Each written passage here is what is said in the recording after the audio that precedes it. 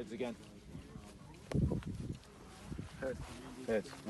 We'll have a ball. At long last, I won a toss. Well done. Amigos win the toss and elected to bowl.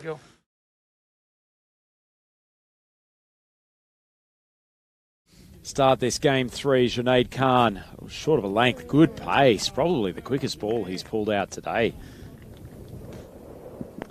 Full ball. Driven, unfortunately, escapes the clutches of, I think, Hamad Kohler at cover. Junaid comes in. Another short of a length, but Zafar picks it. Yanked that around the corner for a much-needed boundary. As Raja comes in again. Ooh. Well, that's beautifully timed from Mian. Ooh. Oh, good name, but he's served up.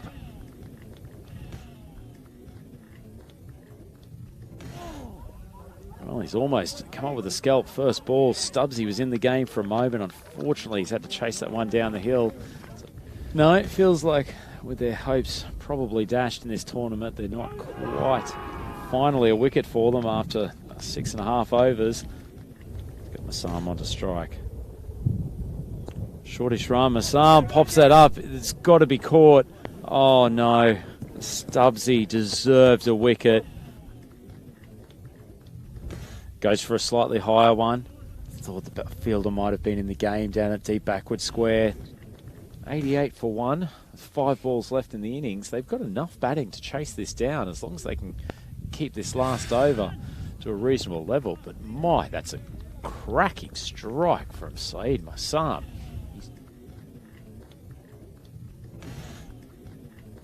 And he has launched that somewhere into orbit between Portugal and Spain. That's a smoking boundary.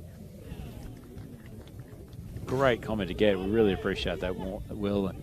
Appreciate you chiming into the coverage today as we see Zafar really, really pushing hard for the 2, getting his partner back on strike. That's good running, and Hamad. So actually, we thought there were 2 balls left in that over. That was actually the final delivery. And unfortunately, that leaves Zafar stranded on 49. He didn't get too much strike over those last couple of overs, and he's left 1 short of his half century.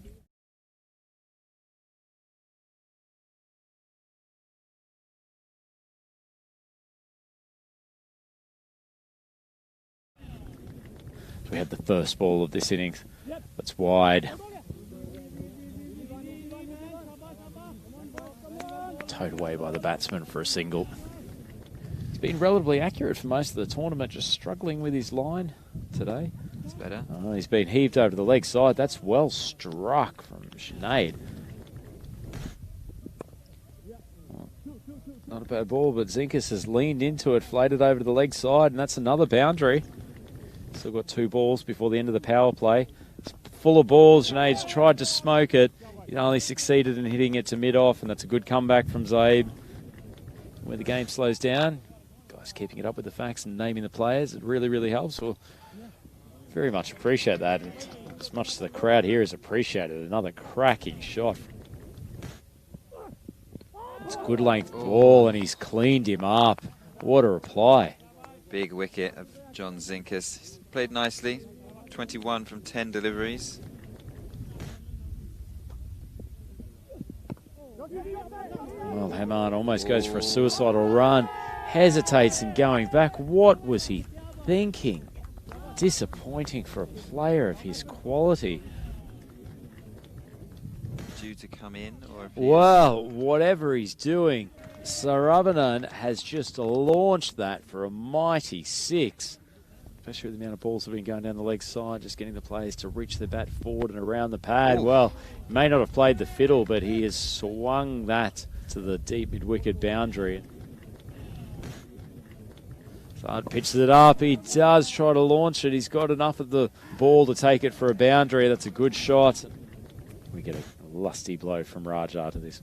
Floats it up. It asks him to hit it. He's got enough aerial route on it, and Zafar stops it just before it crosses the boundary line. And despite the best efforts of Amigo, that is game and a victory for Marlow Cricket Club Villamora.